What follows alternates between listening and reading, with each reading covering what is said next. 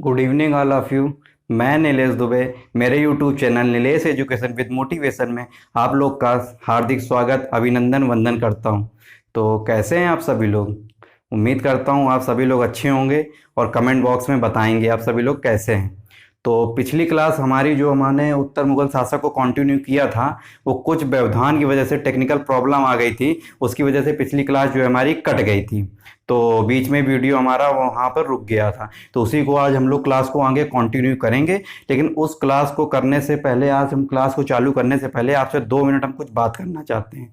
बात हमको ये करनी है कि हमें आज थोड़ा सा ये बात करनी है कि हमको पढ़ना कैसे है आखिरकार। क्योंकि पढ़ने के दो तरीके हैं, या तो हम पढ़ें, आज पढ़ें और 2 दिन बाद उस चीज़ को फिर भूल जाएं, फिर 2 दिन बाद उसी चीज़ को पढ़ें फिर भूल जाएं। मतलब एक पढ़ना है, एक भूलना है। एक ऐसा तरीका है पढ़ने का कि पढ़ें और हमेशा के लिए वो चीज़ हो जाए। पढ़ने के दो ही तरीके तो हैं, एक बार पढ़ो या तो भूल जाओ, या तो फिर ऐसा पढ़ो कि कभी ना भूलो, हमेशा आपके जबान पे रट जाए वो सब्जेक्ट। तो उसके लिए पढ़ने का हमें साइंटिफिकली तरीका अपनाना होगा। अगर हम केवल जैसे हमने लिखा दिया, आपने कॉपी में नोट कर लिया, इसके बाद आप बाद में याद करेंगे, 2 दिन बाद भूल जाएंगे, फिर पेपर आएगा फिर याद करेंगे फिर भूल जाएंगे। लेकिन साइंटिफिकली तरीके से अगर आपने मेरे साथ जीएस का कोई भी सब्जेक्ट पढ़ लिया, ये जहाँ की हिस्ट्री भी, तो हिस्ट्री भी आपकी जबान पे रट जाएगी। लेकिन उसको साइंटिफिकली हमको तरीके से पढ़ना है। अब साइंटिफिकली तरीका क्या होता है, साइंटिफिक तरीका क्या होता है, किस तरीके से हम पढ़ा जाए सारे सब्जेक्ट को कि जीएस हमेशा हमारे सभी सब्जेक्ट हमारी जबान पे होंगे। जब जबान पे होंगे तभी सिलेक्शन हमारा पक्का होगा। क्योंकि आज की डेट में कंपटीशन इतना ज्यादा है कि आपको सारे सब्जेक्ट जबान पे रखने होंगे, क्योंकि पेपर में समय बहुत ही कम होता है। इसलिए आपको सब कुछ बिल्कुल जुबान पे रटना होगा। तो उसके लिए आपको क्या करना है, तो साइंटिफिक तरीके में जैसे हम बात कर रहे थे, जैसे हमने आज कोई टॉपिक आपको पढ़ाया, तो उस टॉपिक से कुछ 8-10 क्वेश्चन कुछ निकल के आएंगे। तो उस अगले दिन जैसे हमने ये क्वेश्चन आपको कुछ आज लिखे दिख रहे हैं, तो अगले दिन हम इसी तरह से 8-10 क्वेश्चन ब्लैक बोर्ड पे डेली उसी टॉपिक को जो प्रीवियस हमने पढ़ाया है उससे रिलेटेड डेली का डेली क्वेश्चन ये लिखेंगे। तो उससे आपका अपना पता चलेगा लेवल कि हमने पिछली क्लास में कितना सीखा, कितना हमने अपने आप को इम्प्रूवमेंट किया। उससे हमें पता चलेगा कि हमें वाकई में पिछली क्लास आई है कि नहीं आई, कि हमें और दोबारा पढ़ने की जरूरत है। एक तो ये तरीका है, और इसके लिए एक अलग कॉपी बनेगी। ये जो क्वेश्चन मैं करा रहा हूँ डेली, ये अलग कॉपी बनेगी। तो ये जब हमारी हिस्ट्री कंप्लीट होगी सारी तीनों मिला के, तब हमारे लास्ट में जो अलग से क्वेश्चन, ये 1000, 1500, 2000 के नंबर्स में जो क्वेश्चन हमारे तैयार होंगे, ये बिल्कुल अलग होंगे। तो ये लास्ट समय पेपर में बिल्कुल रिविजन करने में हम लोग को बहुत मदद करेंगे। तो पहली चीज तो ये हो गई। दूसरी चीज क्या है, दूसरी चीज जैसे हमें आज अपना टॉपिक चालू करना है बहादुर शाह प्रथम, उत्तर मुगल शासक से आज हमारी शुरुआत होती। अभी तक तो हमने प्रीवियस क्लास में उत्तर मुगल शासक की पृष्ठभूमि देखी थी, बहादुर शाह प्रथम की हमने पृष्ठभूमि देखी थी कि कैसे बहादुर शाह प्रथम आता है, किसका पुत्र था, इसके कौन कौन से भाई थे, कैसे इसने उन भाइयों की हत्या करी और खुद शासक बन बैठा। तो उसके बारे में देखेंगे। लेकिन आपको करना क्या है, तो सबसे पहले जैसे आज मैं कोई टॉपिक पढ़ाऊंगा, तो आपको पहले तो 10 मिनट मुझे उस टॉपिक के साथ बिल्कुल कंसंट्रेट करना है, मेरी बात को बिल्कुल सुनना है। मैं लिखूंगा नहीं साथ में, आज केवल जो भी मैं पढ़ाऊंगा उसके बारे में 10 मिनट आपको पूरा कंटिन्यू बताऊंगा। आपको ध्यान लगा के मेरी बात को केवल 10 मिनट सुनना है। 10 मिनट अगर उस बात को सुन लेंगे और उसके बाद मैं वही बात पूरा सेम टू सेम बिल्कुल लिखूंगा, आप उस बात को देख लेंगे, और उसके बाद जब वो चीजें आप अपनी कॉपी में लिखेंगे, तो आपको फिर दोबारा कॉपी खोल के रटने की जरूरत नहीं है कि आप दोबारा फिर उस चीज को रटेंगे बैठ के कि अब मैं याद करूंगा। वो अपने आप आपको देख के याद हो जाएगी। वो चीज ऐसा याद होगी कि फिर वो भूलेगी नहीं, वो आपकी बिल्कुल आंखों में बिल्कुल पेज का पेज वैसे ही बिल्कुल स्कैन हो जाएगा। तो ये होता, मतलब पहले सुनना है, फिर चीजों को देखना है, और फिर उसको नोट कर लेना है अपने हैंड राइटिंग से। तो हमेशा के लिए वो चीज याद हो जाएगी, और बस उसका फिर हमें एक रिवीजन कर देना है। पहले जैसे आज हमने कोई टॉपिक पढ़ाया तो उसका 2 बार रिवीजन कर लीजिए, और उसके बाद फिर टॉपिक वही लगभग हफ्ते भर में, ये 3-4 दिन में एक बार 5-5 मिनट का रिवीजन दे दीजिए, उतने में काम हमारा हो जाएगा। तो ये हमें हर सब्जेक्ट में अप्लाई करना है। ये आप खुद से अप्लाई करिएगा, आपको खुद ही इंप्रूवमेंट दिखेगा कि याद कैसे नहीं होता, जबान पे रट जाएगा बिल्कुल सब्जेक्ट, कोई भी सब्जेक्ट हो। तो इसी साइंटिफिकली तरीके से हमको पढ़ना है, बिल्कुल चाहे हिस्ट्री हो चाहे साइंस हो, बिल्कुल साइंटिफिक तरीके से पढ़ते जाना है। तो ये तो हमारी पढ़ने की बात हो गई। तो हम लोग आज हमने पहले अभी प्रीवियस क्लास से रिलेटेड अभी ज़्यादा क्वेश्चन नहीं थे, तब भी मैं अभी 5 क्वेश्चन फिलहाल लेके आ गया हूँ जो मैंने पढ़ाया था प्रीवियस क्लास से रिलेटेड, कि 5 क्वेश्चन देख लेते हैं आपने कितना सीखा, कितना सिलेबस को समझा है। तो मैं 5 क्वेश्चन बताता हूं, आप उम्मीद करता हूं आपसे कि आप कमेंट सेक्शन में इन 5 क्वेश्चनों के आंसर जरूर लिख के देंगे, और कोई चीटिंग नहीं करेगा, क्योंकि मुझे उम्मीद है सभी मेहनत कर रहे हैं, क्योंकि मैं मेहनत कर रहा हूं तो सभी लोग मेहनत कर रहे होंगे। तो सभी लोग इन 5 क्वेश्चनों को हम लोग आइए देखते हैं। तो पहला क्वेश्चन है हमारा, निम्नलिखित शासकों का क्रम बताइए। अब सबसे पहले जब मैंने फर्स्ट डे क्लास चालू करी थी तो उस दिन सिलेबस में मैंने पूरी क्रोनोलॉजी बताई है, और 2 बार मैंने क्रोनोलॉजी बताई। एक बार शासकों के नाम बताएं, एक बार सारे शासकों के विद ईयर भी बताएं, किस शासक का कितने साल में शासक रहा, शासन काल रहा। तो जैसे मैंने ये लिखा है, अहमद शाह, जहादार शाह, बहादुर शाह द्वितीय, जफर, आलमगीर द्वितीय, मोहम्मद शाह रंगीला, ये 5 शासक मैंने लिखे हैं। अब इनका शासन के हिसाब से सिलसिलेवार क्रम से, वर्षवार क्रम जो होता है इनका शासनकाल के हिसाब से, इनका क्रम बताएं कैसे कैसे हम कौन कौन शासक आए। तो पहला क्वेश्चन तो ये, तो इसका आंसर आप लोग कमेंट बॉक्स में दीजिएगा।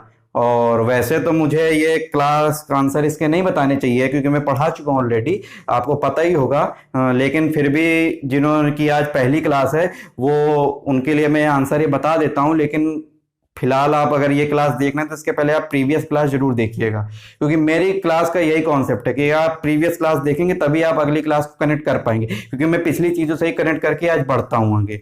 तो एक बार प्लीज देख लीजिएगा। फिलहाल मैं आप लोगों को पूरी क्रोनोलॉजी एक बार बता देता हूँ कि कैसे कैसे मतलब शासक आए। तो सबसे पहले हमारा उत्तर मुगल शासकों में जब औरंगजेब की मृत्यु होती है, औरंगजेब तो हमारा मध्य युग का शासक हो गया, मध्यकाल का। मध्यकाल के बाद जब हमारा औरंगजेब का पुत्र बहादुर शाह प्रथम अर्थात मुअज्जम से हमारे उत्तर मुगल शासकों की शुरुआत होती है। तो सबसे पहले आएगा हमारा बहादुर शाह प्रथम आ जाएगा। इसके बाद हमारा जहांदार शाह आ जाएगा। जहांदार शाह की हत्या करता है फर्रुख सियर सैयद बंधु की हेल्प से, फर्रुख सियर हो गया। फर्रुख सियर के बाद आपका हो गया मोहम्मद शाह रंगीला हो गया। मोहम्मद शाह रंगीला के बाद अहमद शाह हो गया, आलमगीर द्वितीय हो गया, शाह आलम द्वितीय हो गया, इसके बाद अकबर द्वितीय हो गया, और इसके बाद बहादुर शाह द्वितीय जफर हो गया। अब इस क्वेश्चन में जैसे हमें इसका क्रम लगाना है तो सबसे पहले इसमें कौन सा शासक आएगा? इसमें सबसे पहले बहादुर शाह प्रथम तो दिया नहीं है, तो इसके पहले इसमें आएगा हमारा सबसे पहले जहांदार शाह। जहांदार शाह के बाद देखेंगे फर्रुख सियर भी नहीं दिया है। फर्रुख सियर के बाद आता है हमारा मोहम्मद शाह रंगीला। तो पहला हो गया जहांदार शाह, दूसरा हो गया मोहम्मद शाह रंगीला। मोहम्मद शाह रंगीला के बाद हमारा आएगा इसमें अहमद शाह। अहमद शाह के बाद आएगा आलमगीर द्वितीय। आलमगीर द्वितीय के बाद आएगा हमारा बहादुर शाह द्वितीय जफर। तो ये हमारा क्रम हो जाएगा इन शासकों का, और इनका ईयर भी हमें पता होना चाहिए पर हर शासक का। तो आगे अभी क्वेश्चन मैंने ईयर वाला भी डाला हुआ है। इसके बाद दूसरा क्वेश्चन है हमारा, औरंगजेब के 5 पुत्रों में किस पुत्र की उपाधि शाह अली जाह थी? शाह अली जाह, औरंगजेब के हमारे 5 पुत्र थे, उसमें किस पुत्र की उपाधि शाह अली जाह थी? तो हमने शाह ए आलम तो आपको बताई थी, शाह ए आलम मुअज्जम की उपाधि थी, लेकिन मैंने शाह अली जाह शायद आपको नहीं बताया था, इसलिए क्वेश्चन डाल दिया है। तो औरंगजेब का जो पुत्र था मोहम्मद आजम, उसकी उपाधि थी शाह अली जाह। शाह अली जाह उसकी उपाधि थी मोहम्मद आजम की। इसके औरंगजेब के किन 2 पुत्रों की मृत्यु औरंगजेब की मृत्यु के पहले ही हो गई थी? औरंगजेब के 2 पुत्रों की मृत्यु औरंगजेब की मृत्यु के पहले ही हो गई थी। औरंगजेब की मृत्यु हुई थी 1707 में। तो किन 2 पुत्रों की पहले ही मृत्यु हो गई थी? तो एक हमारा है मोहम्मद सुल्तान और दूसरा है हमारा मोहम्मद अकबर। मोहम्मद सुल्तान और दूसरा मोहम्मद अकबर। मोहम्मद सुल्तान की मृत्यु हुई थी 1676 में, मोहम्मद अकबर की हुई थी औरंगजेब की मृत्यु के 1 ईयर पहले अर्थात 1706 में। इसके बाद हमारा चौथा क्वेश्चन है, मुअज्जम ने मोहम्मद आजम को किस युद्ध में हराया था? 2 पुत्रों की मृत्यु तो ऑलरेडी अपने आप हो चुकी थी। इसके बाद फिर तीनों पुत्रों में उत्तराधिकार का संघर्ष होता है। तो मुअज्जम अर्थात बहादुर शाह प्रथम ने मोहम्मद आजम को हराता है। तो किस युद्ध में हराता है? ये मैंने अच्छे से बताया है आपको, जाजौ के युद्ध में। जाजौ के युद्ध में। आगरा के निकट कोई जगह है, जिस जगह पर हमारा युद्ध होता है उसी जगह के नाम पर उस युद्ध का नाम पड़ जाता है। जैसे जाजौ कोई जगह है आगरा के निकट, तो वहां पर युद्ध हुआ इसका मुअज्जम और मोहम्मद आजम का, तो उस जगह का नाम जाजौ के युद्ध के नाम से पड़ गया। तो मुअज्जम ने मोहम्मद आजम को जाजौ के युद्ध में हराया था। अगला क्वेश्चन है, औरंगजेब का कौन सा पुत्र विद्रोही पुत्र था जिसने संभाजी के पास शरण ली थी? तो कौन सा पुत्र विद्रोही पुत्र था जिसने औरंगजेब के खिलाफ ही विद्रोह कर दिया था? मोहम्मद अकबर। मोहम्मद अकबर जो पुत्र था औरंगजेब का, उसने औरंगजेब के विरुद्ध ही विद्रोह कर दिया था और भागकर संभाजी के पास शरण ली थी इसने। उसी वजह से संभाजी की और इनके प्रधानमंत्री कवि कलश के औरंगजेब ने हत्या करवा दी थी। और इनकी राजधानी जो मराठों की राजधानी थी रायगढ़, 1689 में इनकी हत्या कराई थी, 90 से एक कम 1689 में। और इनके पुत्र, संभाजी के पुत्र साहू जी को मुगल कैद में कैद कर दिया था, जो कि आगे चल के जो बहादुर शाह प्रथम जब शासक बनता है तब साहू को वो मुक्त करता है मुगल कैद से। ठीक है, अगला क्वेश्चन है, उत्तर मुगल शासकों के शासनकाल का वर्ष बताइए कब से कब तक रहे। प्रत्येक शासक जो रहा, उत्तर मुगल शासक जो क्रोनोलॉजी है उसका प्रत्येक शासक का वर्षवार क्रम बताइए, कौन सा शासक कब से कब तक रहा। तो ये क्वेश्चन भी मैंने बताया है, लेकिन इस क्वेश्चन का मैं आंसर चाहूंगा, इस क्वेश्चन का मैं आंसर अभी आपको नहीं बताऊंगा, क्योंकि मैंने आपको सिलसिलेवार क्रम से पूरा लिखाया हुआ है, मुझे तो पता है, लेकिन आपसे उम्मीद है कि आप इस क्वेश्चन का आंसर कमेंट बॉक्स में प्लीज हमें कमेंट जरूर करेंगे। इस क्वेश्चन का सारे शासकों का नाम और प्लस उनका सिलसिलेवार वर्ष। तो ये क्वेश्चन हो गए, तो आपको अब पता चल गया होगा कि हमने कितना सीखा था प्रीवियस क्लास में, आपको पता चल गया होगा। तो हम लोग आज की क्लास उत्तर मुगल शासक से आज एक्चुअल क्लास स्टार्ट हो रही है। उत्तर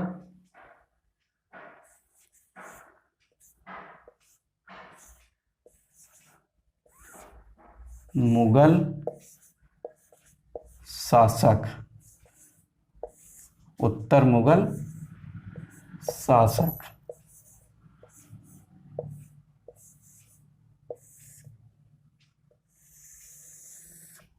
ये हमारे उत्तर मुगल शासक हो गए। अब उत्तर मुगल शासक में हम लोग को सबसे पहले डिटेल में किसके बारे में पढ़ना है, बहादुर शाह प्रथम अर्थात मुअज्जम। तो मुअज्जम को हम लोग बिल्कुल बीच में लिख लेते हैं, बहादुर शाह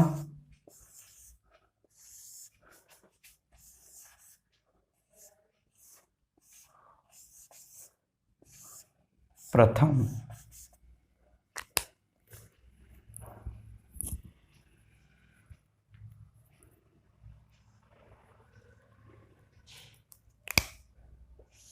ये हमारा पहला शासक है। ठीक है, अब पेन रख दीजिए। अब सब लोग मेरी बात को ध्यान से सुनिएगा, इसके बारे में जो मैं सारा कुछ बताऊंगा, जो भी सारे पॉइंट बताऊंगा केवल आपको सुनना है। तो सबसे पहले तो इस शासक का हमारा क्या उपाधि रही, इसका जो पहले तो नाम क्या था, जो औरंगजेब ने जो इसका नाम बुलाता था, इसका पहले बहादुर शाह प्रथम बचपन का नाम ही था, औरंगजेब इसको जो है मुअज्जम के नाम से बुलाता था, मुअज्जम, जो मैंने आपको पहले बताया है। जब ये शासक बनता है तो बहादुर शाह प्रथम के नाम से शासक बनता है। और इसकी उपाधि क्या थी, शाह ए आलम अर्थात शाहे आलम। इसी वजह से इसका एक अन्य नाम भी है शाह आलम प्रथम, क्योंकि आगे चल शाह आलम प्रथम, इसी वजह से आगे जो क्रोनोलॉजी में एक शासक मिलता है शाह आलम द्वितीय, इसी वजह से इसका नाम इसका नाम है शाह आलम प्रथम, तो वो आगे वाला जो मिलेगा वो शाह आलम द्वितीय हो जाएगा। तो इसका नाम शाह ए आलम उपाधि वजह से शाह आलम भी प्रथम इसका नाम भी है, मुअज्जम भी नाम है, बहादुर शाह प्रथम, तो इसके 3 नाम हो गए इसके। इसके बाद इसका वर्षवार क्रम क्या है, इसने शासन कब से कब तक किया। तो औरंगजेब की मृत्यु मार्च 1707 में हो जाती है, तो मार्च 1707 के बाद ये शासक बनता है। तो इसका जो है 5 वर्षों का शासन काल रहता है, 1707 से 1712 ईस्वी तक ये भाई साहब शासन करते हैं, पहली चीज। अब इसमें ये जो इनका जब ये शासक बनते हैं, शासन का राजा बनते हैं, तब इस समय ये बहुत ज्यादा उम्र के हो चुके होते हैं। अर्थात अगर क्वेश्चन ऐसा पूछा जाए मुगल शासकों में सर्वाधिक उम्र वाला शासक कौन था, जो सर्वाधिक उम्र में शासक बना था, अगर ऐसा क्वेश्चन आता है तो बहादुर शाह प्रथम 63 वर्ष की आयु में, 63 वर्ष की आयु में शासक बने थे भाई साहब। तो बिल्कुल बुढ़ाए से थे, बिल्कुल एक्टिव नहीं थे शासन प्रशासन में, इसलिए इन्होंने सबके साथ मैत्रीपूर्ण व्यवहार बना के रखा था। अभी मैं आगे बताता हूं, तो पहले इसमें बताते हैं कि इसी वजह से एक इतिहासकार है हमारे खफी खां इतिहासकार है, इन्होंने इनको एक नाम दिया है शाहे बेखबर की, शाहे बेखबर, शाह ए बेखबर, तो अर्थात शाहे बेखबर, क्योंकि 63 वर्ष की आयु के हैं तो बहुत ज्यादा शासन प्रशासन में एक्टिव नहीं है, बेखबर हैं, जो चल रहा है चलने दो, कोई युद्ध आदि में कोई रोल नहीं है, सबसे मैत्रीपूर्ण इन्होंने व्यवहार बना के रखा हुआ है, लड़ाई झगड़े में विश्वास नहीं करते हैं। तो इसी वजह से खफी का इतिहासकार ने इनको नाम दिया है शाहे बेखबर का। ये चीज हो गई। दूसरी बात इसमें क्या है, इन्होंने अब इनका युद्ध आदि में क्वेश्चन मैंने आपको बता ही दिया कि 63 वर्ष की आयु में शासक बने थे। तो अगर ऐसा क्वेश्चन आएगा सर्वाधिक उम्र में बनने वाला मुगल शासक कौन सा था उत्तर मुगल शासक में, तो बहादुर शाह प्रथम हो गया। इसके बाद इन्होंने जैसे मैत्रीपूर्ण व्यवहार में बता रहा हूं, इन्होंने व्यवहार बनाया था, किनके साथ मैत्रीपूर्ण इन्होंने व्यवहार बनाया था, तो इन्हीं के शासन काल में साहू जी को मुक्त किया गया था। जो संभाजी के पुत्र को जब वहां मारने के बाद संभाजी को साहू जी को कैद कर लिया गया था रायगढ़ में, मराठों की जो राजधानी थी, तो साहू जी को इन्होंने मुगल कैद से मुक्त कर दिया था पहली चीज। तो मराठों के साथ इनके अच्छे संबंध हो गए। इसके बाद इन्होंने राजपूतों के साथ संबंध भी अच्छे बनाए थे, क्योंकि राजपूत युद्ध आदि में बहुत अच्छे थे और ये युद्ध आदि में ज्यादा विश्वास नहीं करते थे, एक्टिव नहीं तो चीज में इनमें दम कम था, इनमें जो है दम जो है कम था ऑलरेडी। तो इन्होंने राजपूतों के साथ भी अच्छे संबंध बनाए हुए थे। अब किन किन राजपूतों के साथ, तो मेनली राजपूतों में दो नाम आते हैं, मेनली राजपूतों में दो नाम आते हैं, एक आमेर के राजा जयसिंह, एक आमेर के राजा जयसिंह और एक मारवाड़ के राजा अजीत सिंह। दो को इन्होंने राजा स्वीकार कर लिया था राजपूतों में। तो इनके मराठों के साथ भी अच्छे संबंध हो गए, राजपूतों के साथ भी अच्छे संबंध हो गए। अब तीसरा आता है हमारा सिखों के साथ भी इनके अच्छे संबंध थे। अब सिखों के साथ कैसे अच्छे संबंध थे, तो जो हमारे 10वें गुरु हैं, गुरु गोविंद सिंह, 10वें गुरु गोविंद सिंह का जो इनसे जो है अच्छा खासा घनिष्ठ संबंध था, मैत्रीपूर्ण, उनसे भी व्यवहार इन्होंने बनाया हुआ था। इसी वजह से इन्होंने गुरु गोविंद सिंह को आगे चल के सम्मान देते हैं, सम्मान अर्थात खिलअत देते हैं, खिलअत देते हैं। और सम्मान ही नहीं देते हैं, क्योंकि सम्मान के साथ साथ उनको जागीर भी देते हैं। जागीर का मतलब मनसब देते हैं। मनसब क्या होता है वो मैं आगे बताऊंगा, अभी जब मनसब आएगा हमारा। फिलहाल अभी मनसब को आप जागीर के तौर पर समझ लीजिए कि जो जागीर मतलब एक संपत्ति का टुकड़ा देते हैं आप उनको, तो ये जागीर एक देते हैं, क्योंकि सम्मान भी देते हैं। और ये सम्मान के बदले जागीर क्यों दे रहे हैं, क्योंकि कहीं ना कहीं इनको जो है गुरु गोविंद साहब ने मदद की होगी शासक प्रशासन में, तो इन्होंने इसी वजह से। लेकिन गुरु गोविंद सिंह के बाद जो गुरु गोविंद सिंह के जो चेला थे बंदा बहादुर, जिनका वास्तविक नाम था लक्ष्मण दास, तो बंदा बहादुर के साथ इनके अच्छे संबंध नहीं थे। गुरु गोविंद सिंह तक तो इन्होंने अच्छे संबंध डेवलप कर रखे थे सिखों के साथ, लेकिन बंदा बहादुर हमेशा इनके विरुद्ध रहता था। वो सिख नेता था, वो सिख गुरु का पद तो गुरु गोविंद सिंह ने ही खत्म कर दिया था, लेकिन बंदा बहादुर जो था वो सिख नेता था हमारा। आगे चल के तो इनसे संघर्ष करता है बंदा बहादुर युद्ध में। तो 1712 ईस्वी में बंदा बहादुर से ही संघर्ष में इनकी हत्या हो जाती है। जब बंदा बहादुर से युद्ध होता है तो संघर्ष में बहादुर शाह प्रथम की हत्या हो जाती है। अब गुरु गोविंद सिंह की हत्या तो इन्हीं के शासनकाल के दौरान हो जाती है, जब गुरु गोविंद सिंह और बहादुर शाह प्रथम नांदेड़ की यात्रा कर रहे थे। नांदेड़ कहां पर है, महाराष्ट्र में। तो नांदेड़ की यात्रा के समय गुरु गोविंद सिंह की हत्या हो जाती है। तो उन्हीं गुरु गोविंद सिंह की स्मृति में हमारा एक गुरुद्वारा बनाया गया है, हुजूर साहिब गुरुद्वारा। कौन सा गुरुद्वारा, हुजूर साहिब गुरुद्वारा, उन्हीं की स्मृति में। तो इन्होंने सिखों के साथ भी अच्छे संबंध बनाए थे, मराठों के साथ भी बनाए थे और राजपूतों के साथ भी बनाए थे। बंदा बहादुर ने इनकी हत्या कर दी थी। तो ये इंपॉर्टेंट पॉइंट हो गए। एक पॉइंट इसी में और निकल के आता है कि हमारे एक इतिहासकार हैं सिडनी ओवन, वो इनके बारे में एक लाइन लिखते हैं, इंपॉर्टेंट बिल्कुल लाइन ही मेंस में आती है वो, कि ये ही अंतिम मुगल वो क्या बोलता है सिडनी ओवन इतिहासकार है जो, कि यह अंतिम मुगल शासक था जिसके बारे में कुछ अच्छे शब्द कहे जा सकते हैं।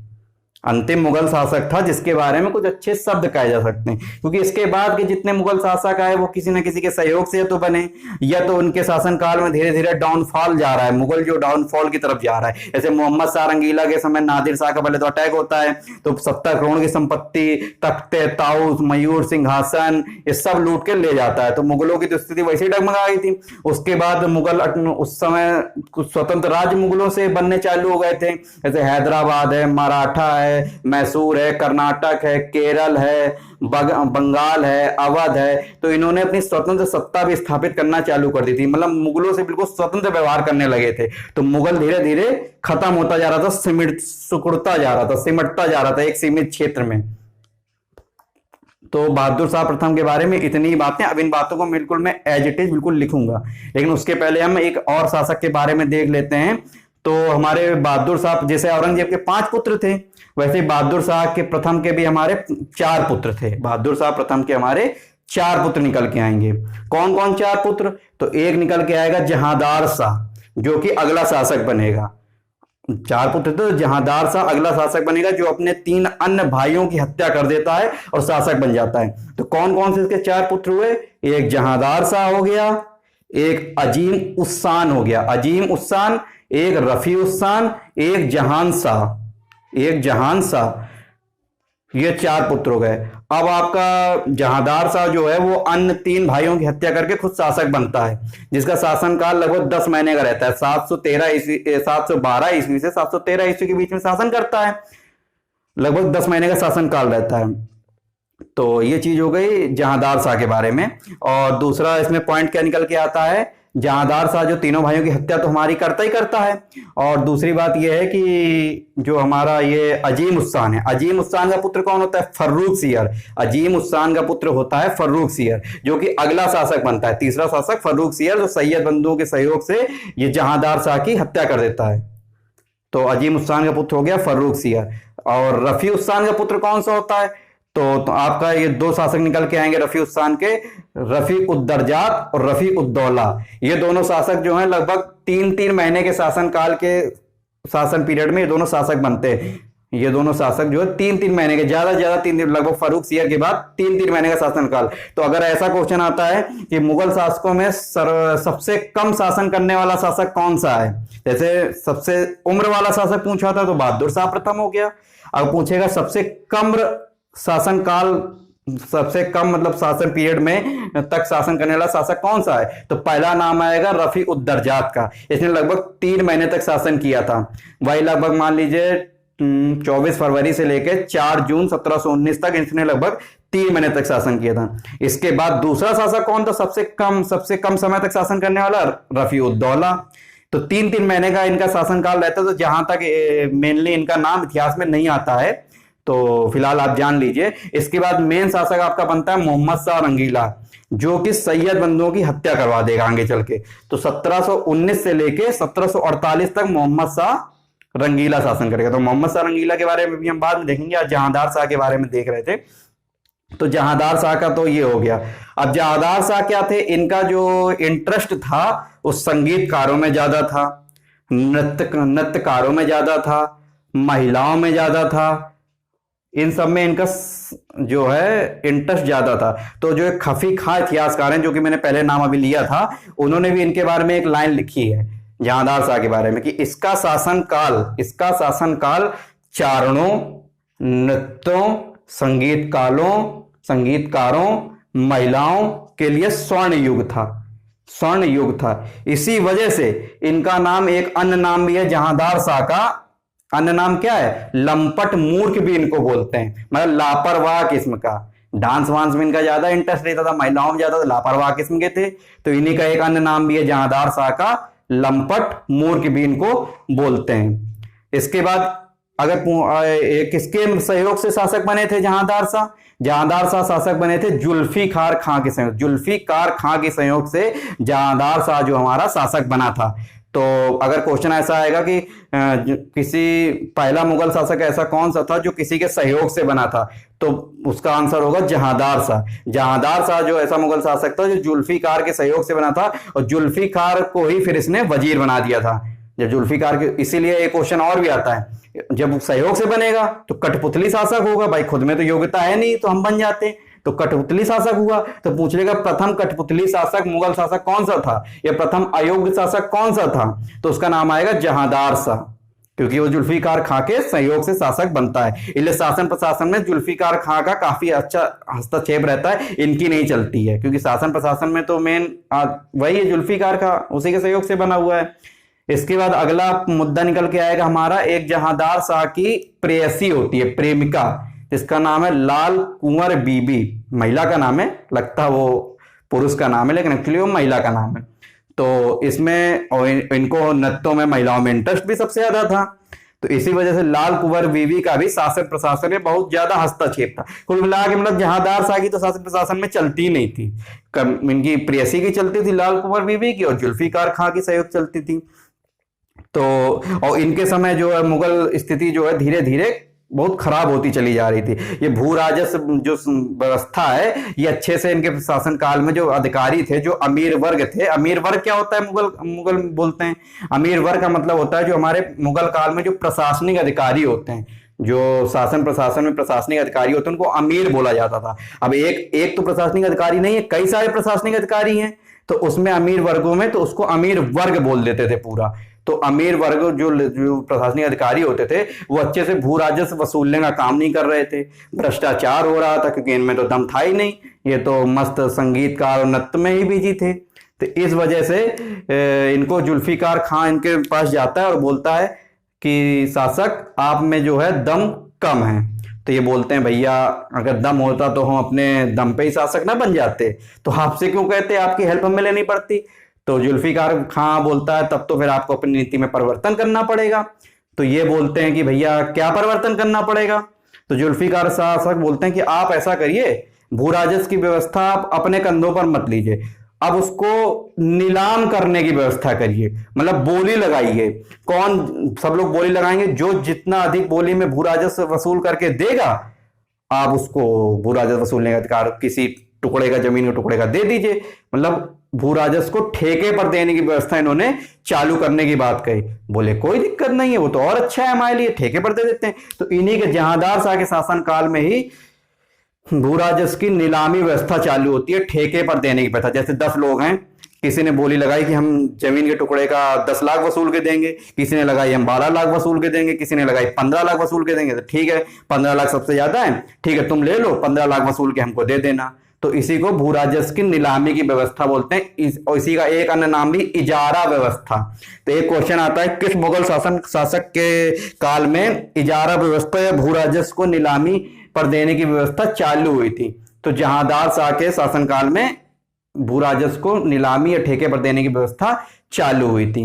एक अंतिम क्वेश्चन क्या है, इसकी मृत्यु कैसे होती है। तो फर्रुख सियर जो हमारा अगला शासक आएगा, उस सैयद बंधुओं के सहयोग से, जो हमारे बारह के सैयद थे, जिन्हें किंग मेकर भी कहा जाता है, राजाओं को बनाने और बिगाड़ने का खेल खेल रहे थे, उसने सैयद बंधुओं की मदद से जहांदार शाह की हत्या करवा दी और जहांदार शाह को मार दिया, और इसके अगला शासक फर्रुख सियर बन जाता है। तो इतना तो हम लोगों ने आज के लिए, अब इन्हीं बातों को हम लोग बिल्कुल एज इट इज बिल्कुल लिख लेंगे और आज का काम आसान हो जाएगा। और आप यही बातें बिल्कुल अपनी कॉपी में लिख लेंगे और एक बार मेरे वीडियो को दोबारा देख लेंगे, आप बिल्कुल साइंटिफिक तरीके से आपको याद हो जाएगा।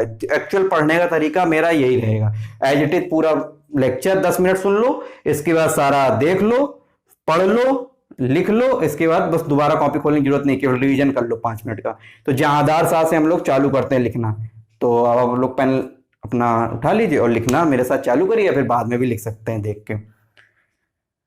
तो सबसे पहले क्वेश्चन तो निकल के आएगा, इसका बहादुर शाह का शासनकाल कब से कब तक रहा।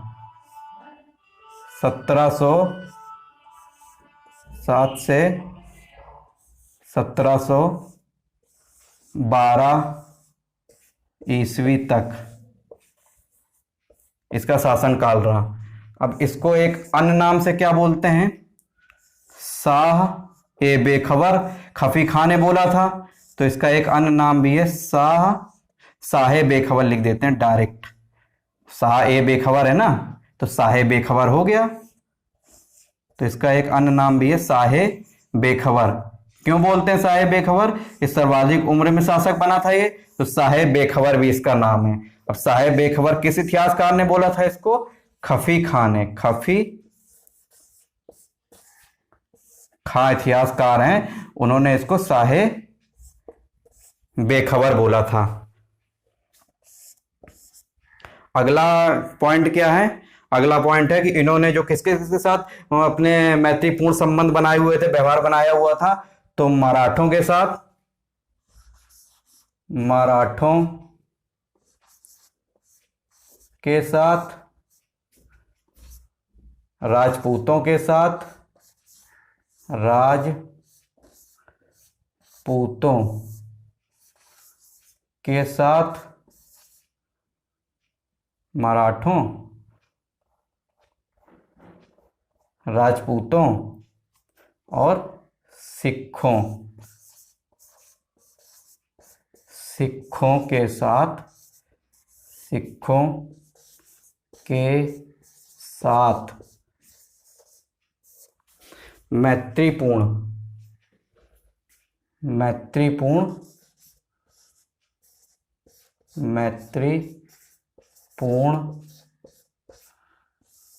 संबंध।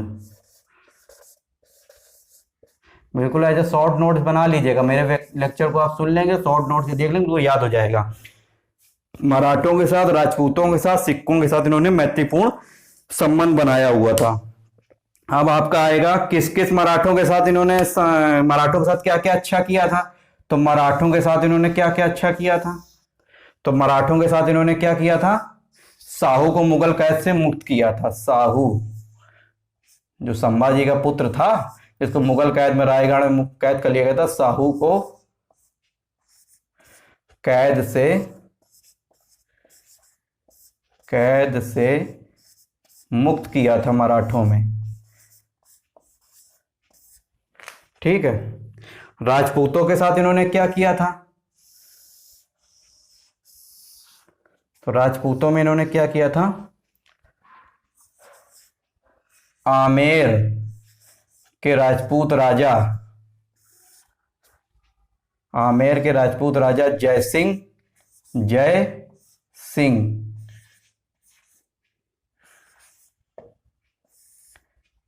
सिंह एंड मारवाड़ का राजपूत राजा अजीत सिंह, मारवाड़ के राजपूत राजा अजीत सिंह को राजा स्वीकार कर लिया था, को राजा स्वीकार कर लिया था। इतना स्क्रीनशॉट ले लीजिए जिसको लेना है, फिर सिखों के साथ देख लेते हैं कि सिखों के साथ इन्होंने क्या क्या किया था।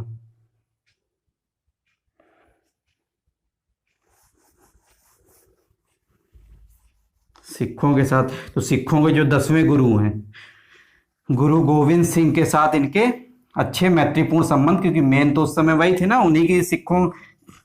उन्हीं के अनुसार चलते थे सिख जो भी थे हमारे सिख भाई लोग। तो सिखों के साथ इन्होंने क्या किया था,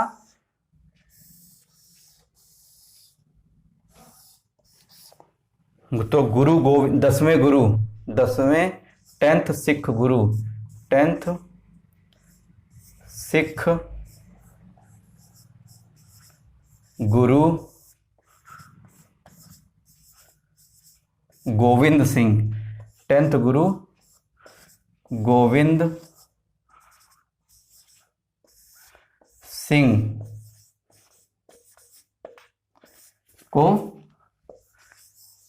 खिलअत दिया था, मतलब सम्मान दिया था, क्योंकि इनकी शासन प्रशासन में इन्होंने काफी मदद करी थी। खिलअत दिया था अर्थात सम्मान ही नहीं दिया था, बल्कि इनको जागीर भी दिया था, गिफ्ट भी दिया था। जागीर अर्थात मनसब भी भेंट किया था, जागीर अर्थात मनसब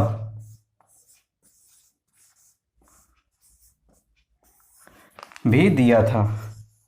ये सब क्वेश्चन कभी ना कभी पूछे गए हैं, तो मनसब भी दिया था।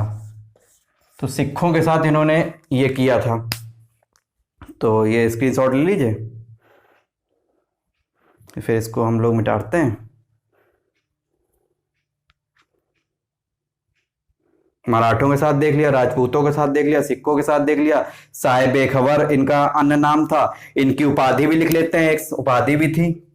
अन्य उपाधि क्या थी इनकी,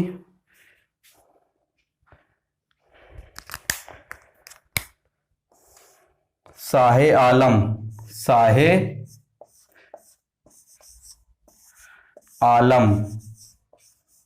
भी इनकी उपाधि थी, शाहे आलम। और इन्हीं का अन्य नाम भी देख लेते हैं इसी में। मुअज्जम भी इनको बोलते थे, मुअज्जम भी बोलते थे। बचपन में औरंगजेब इनको बोलता था मुअज्जम। इन्हीं का एक अन्य नाम भी है। इनकी उपाधि शाह शाह ए आलम है। तो इन्हीं का ये तो हो गई हमारी उपाधि, ठीक है, ये तो हो गई हमारी उपाधि। और इन्हीं का एक अन्य नाम हो जाता है इसी उपाधि वजह से, शाह आलम प्रथम। शाह आलम प्रथम इनका एक अन्य नाम भी हो जाता है। तो इतना स्क्रीनशॉट ले लीजिए, फिर आगे हम लोग बढ़ते हैं। और गुरु गोविंद सिंह के बारे में एक बात और यहाँ पर जान लीजिए कि गुरु गोविंद सिंह की जो है हमारी हत्या, गुरु गोविंद सिंह की हत्या इन्हीं के शासन काल में, गुरु गोविंद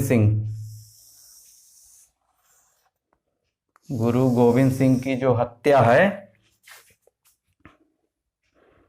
इतना लिख लीजिए, फिर मिटाते हैं इसको, फिर आगे लिखते हैं। गुरु गोविंद सिंह की हत्या इन्हीं के शासन काल में हो गई थी, जब गुरु गोविंद सिंह इनके साथ नांदेड़ की यात्रा कर रहे थे।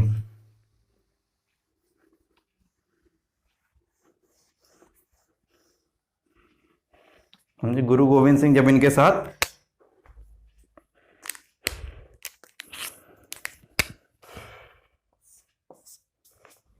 नांदेड़, महाराष्ट्र में पड़ता है नांदेड़, नांदेड़ महाराष्ट्र में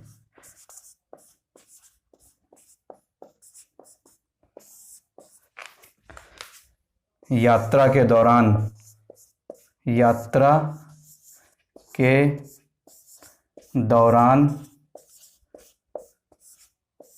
इनकी हत्या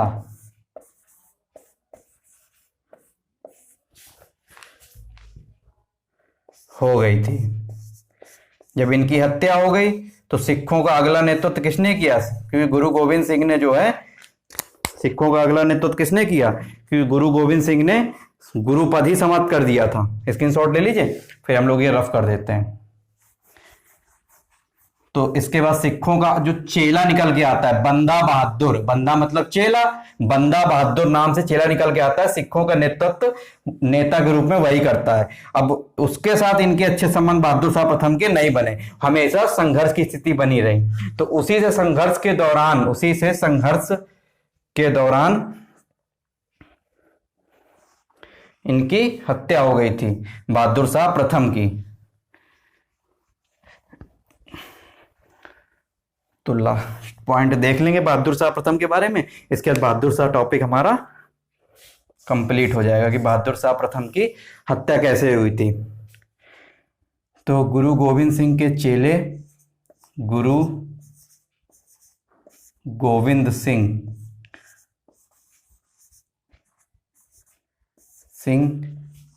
के चेले अर्थात बंदा,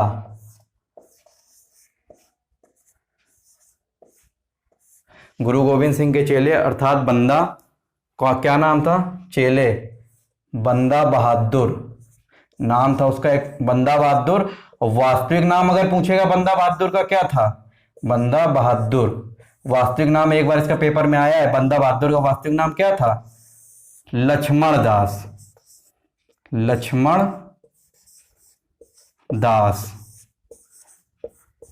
दास। गुरु गोविंद सिंह के चेले बंदा बहादुर ने गोविंद सिंह की मृत्यु के बाद गोविंद सिंह की मृत्यु के बाद नेता के रूप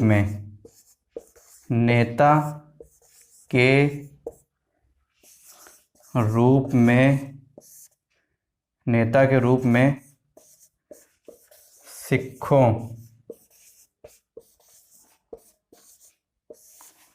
का नेतृत्व किया।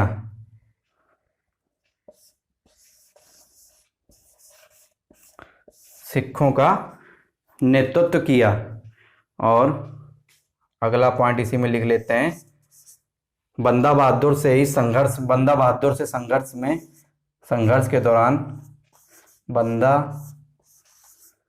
बहादुर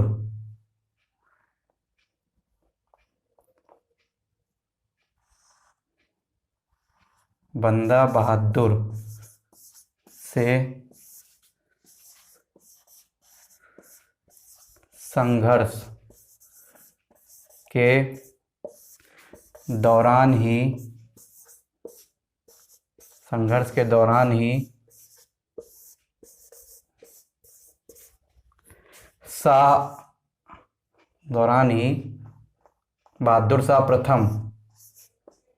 बहादुर शाह प्रथम की 1712 ईस्वी में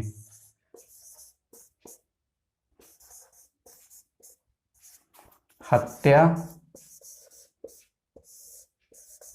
हो गई थी।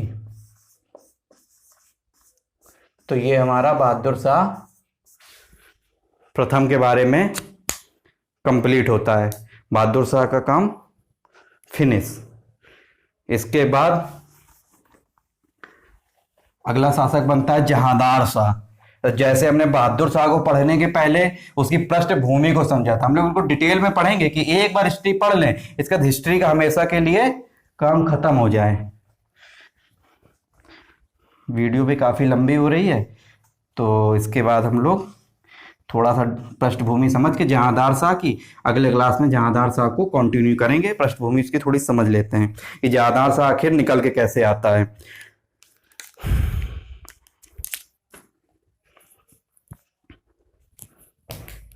तो बहादुर शाह प्रथम के, जैसे औरंगजेब के हमने पुत्र पढ़े थे, तो बहादुर शाह प्रथम निकल के आया था।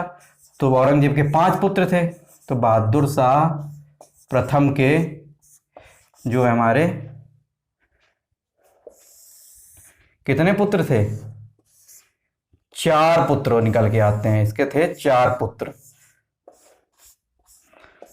इसके जो है 4 पुत्र निकल के आते हैं। कौन कौन से इसके 4 पुत्र निकल के आते हैं?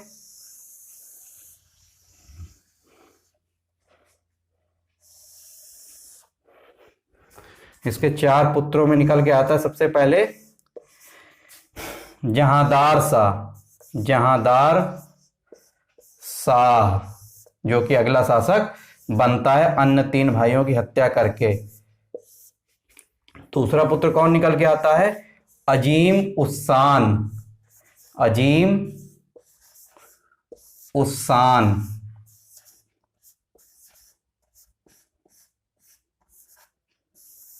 जिसका पुत्र होता है फर्रुख सियर, जो कि जहांदार शाह के बाद शासक बनता है। इसके बाद अगला पुत्र है हमारा रफी उस्सान,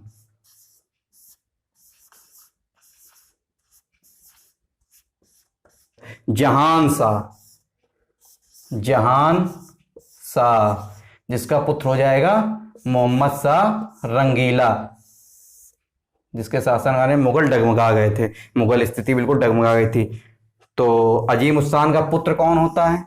अगला इसका पुत्र अजीम उस्सान का, जो कि हमारे आगे काम आएगा, फर्रुख सियर,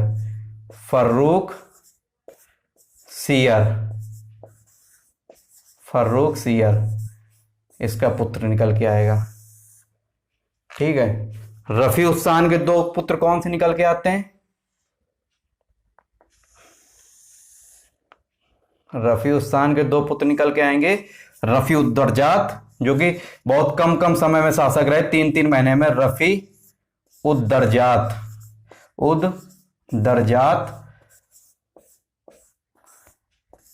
और अन्य एक पुत्र था इसका रफी उद्दौला।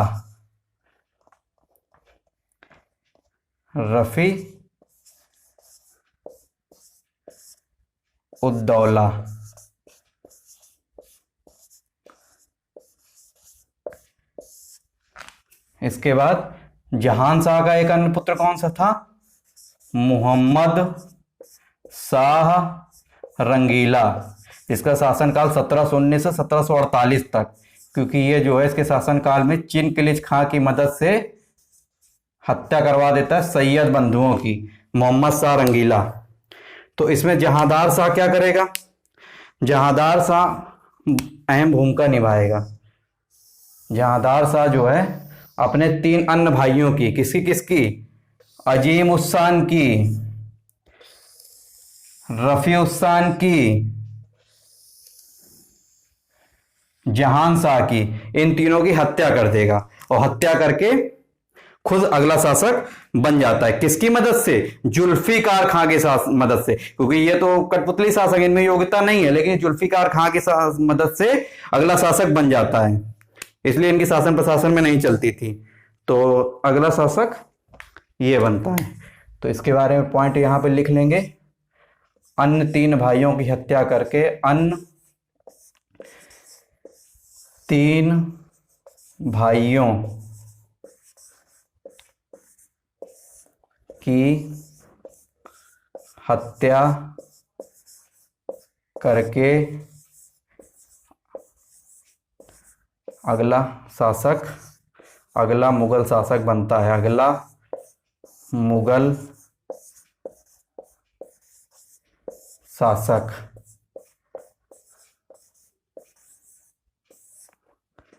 बनता है, बन जाता है।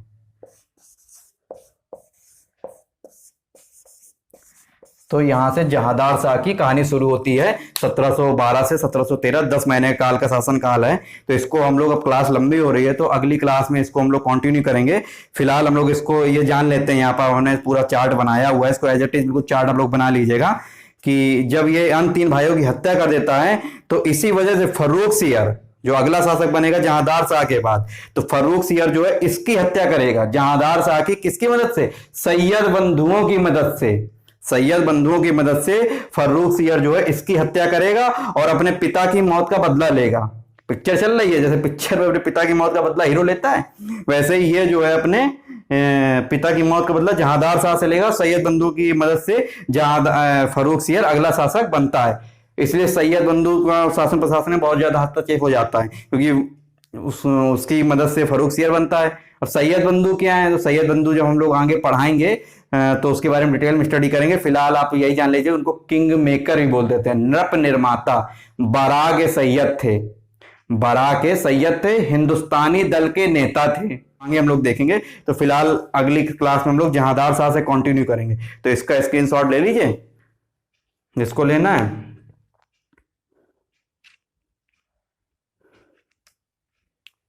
तो आप लोगों ने आज की क्लास देखी होगी, पढ़ के शायद सब आपको समझ में आया होगा। और अगर किसी को कुछ भी कुछ भी डाउट है तो आप लोग कमेंट सेक्शन में प्लीज हमें अपनी प्रतिक्रिया जरूर दिया करें, तो हमें पता चलता है कि आखिर हम पढ़ा कैसा रहे, क्या क्या हमें अपने पढ़ाने के तरीके में सुधार करना है, जिससे आपको और अच्छा समझ में आए। हमें कमेंट से और हमें मोटिवेशन भी मिलता है कि हाँ, लोग हमें अच्छा मतलब प्रोत्साहित कर रहे हैं, एनर्जी मिलती है हमें आपके कमेंट पढ़ के, आपके व्यू देख के। और प्लीज वीडियो को जरूर देखें, और प्लीज आपसे एक रिक्वेस्ट है कि मैंने जो साइंटिफिक तरीका बताया पढ़ने का, उस तरीकों को एक बार फॉलो करके दें। आंखों में बिल्कुल वो चीज छप जाएगी, बस साइंटिफिक तरीका जो मैंने बताया। पहले लेक्चर को सुनो अच्छे से, उसके बाद उसको जो मैं लिख रहा हूं देख लो, और मैं तो यही कहूंगा कि उस समय मत लिखो। फिर उसके बाद दोबारा जब वीडियो खोल लो तो यार दोबारा लिख लो। इसके बाद आपको लेक्चर देखने की जरूरत ही नहीं, लेक्चर को साइड में कर दो, फिर अपनी कॉपी में बस 5 मिनट का रिवीजन दे दो, काम हो जाएगा इतने में आपका। तो फिलहाल हम लोग की क्लास लंबी हो रही है, तो क्लास को हम लोग यहीं ख़त्म करते हैं। और आपसे एक रिक्वेस्ट और है कि प्लीज़ अगर आपको हमारा वीडियो अच्छा लगता है तो वीडियो कम से कम लाइक कर दिया करिए, शेयर कर देंगे तो अच्छा रहेगा। जिन लोगों को फिलहाल अगर पढ़ने को अच्छा जगह से नहीं मिल रहा है, वीडियो तो बहुत सारे यूट्यूब में अवेलेबल हैं, लेकिन समस्या ये है कि सिलसिलेवार तरीके से सिलेबस नहीं है, और है भी तो आदमी थोड़ा सा पढ़ाता है, बस उसको फिर छोड़ देता है, फिर पेड बैच पढ़ाने लगता है। इसलिए अगर आपको हमारे वीडियो अच्छी लग रहे हैं तो कम से कम शेयर कर दीजिए, तो उन बच्चों तक भी पहुंचेंगे जिनको एक्चुअल में इनकी नीड है। तो प्लीज़ अगर आपको वीडियो अच्छा लगता है तो हमारे वीडियो को लाइक कर दिया करिए, शेयर कर दिया करिए, और हमारे चैनल को सब्सक्राइब कर लीजिए प्लीज़, क्योंकि अगर मैं कोई वीडियो डालता हूं तो आपके पास नोटिफिकेशन आ जाएगा, और बेल आइकन को प्रेस कर लीजिएगा नोटिफिकेशन के। तो फिलहाल आज की क्लास हम लोग यहीं एंड करते हैं, नेक्स्ट क्लास में मिलते हैं। पढ़ते रहिए और कोई भी डाउट हो तो हमें कमेंट सेक्शन में अपनी प्रतिक्रिया लिख के दीजिए। थैंक यू, धन्यवाद।